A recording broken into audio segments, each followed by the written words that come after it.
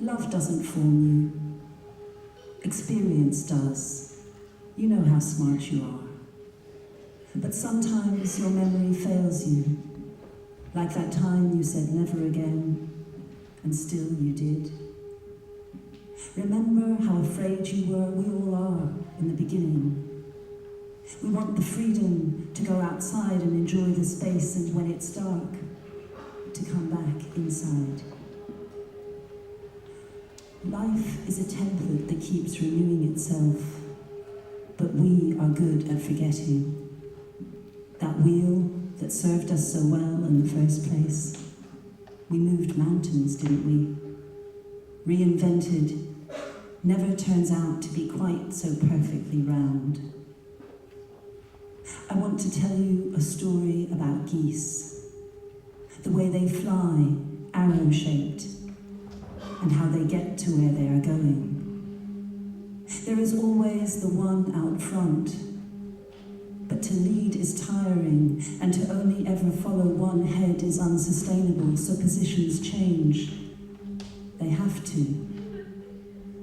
Each goose lifts the air with her wings to make the path a little more navigable for the one behind, and so on, you get the drift.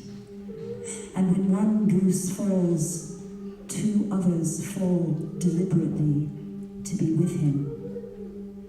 It's not a friend or even a kindness thing. It's survival.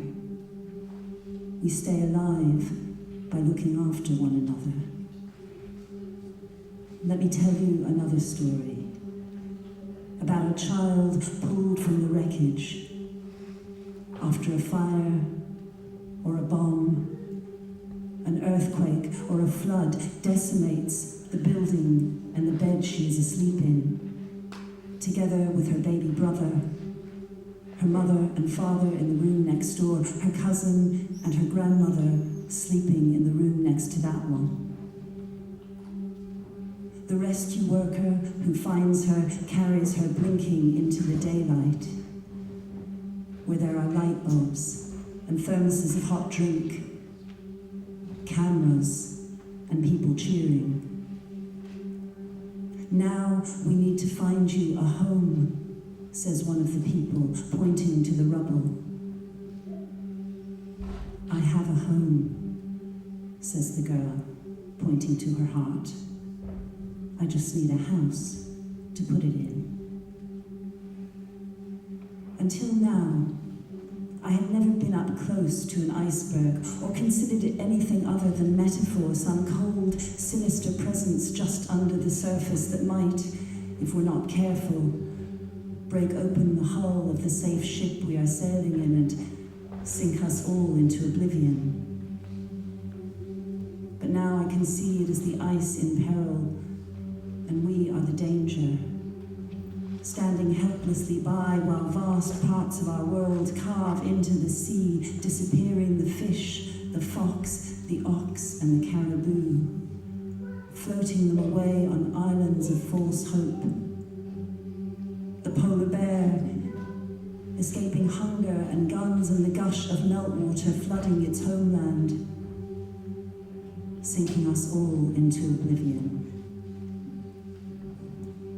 Some weeks ago, I pressed my face next to a block of ice, lost from the Greenland ice sheet, fished from the Noop Kanganua fjord and brought to rest on London's bankside.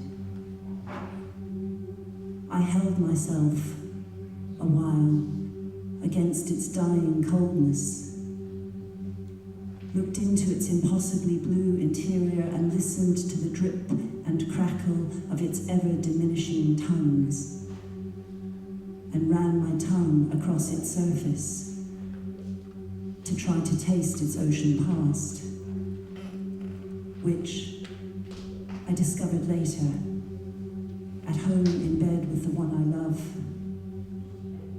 tastes the same as the salt we make with our bodies when we sweat or bleed or cry.